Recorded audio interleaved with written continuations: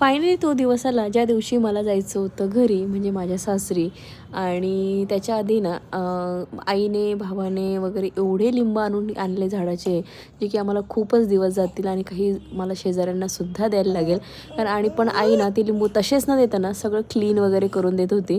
Bag तर pack झाल्या होत्या आणि अव्यांश पण मस्तपैकी खेळत होता. आणि हा आला तो इमोशनल दिवस, जेव्हा की सगळेच इमोशनल होतात माझ्या माहितीप्रमाणे. आणि माझी काकू, वहिनी, मावशी, भाऊ, दीदी, भाचा, भाची सगळे एवढे इमोशनल आणि हे करत होते. इव्हन मला पण ना असं निघूशी वाटत नव्हतं, पण आता काही ऑप्शन नाही आहे. आपल्याला एक ना एक दिवस आहे ना आपल्या घरी म्हणजे सासरी जावंच लागतं.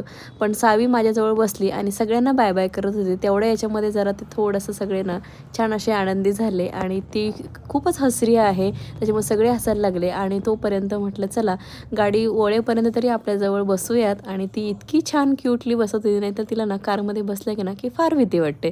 त्याच्यानंतर मग आहे ना निघायची वेळ ऑलमोस्ट झाली आणि अव्यांश मात्र झोपलेला होता. तो काय उठला नव्हता. आणि मग सगळे असे जायचं म्हटलं नाही की सगळे असे येतात आणि अजूनही अशीच प्रथा आहे आमच्याकडे. त्याच्यानंतर उठलो आणि निघालो प्रवासाला. सो चलो व्लॉग इथे एंड कर.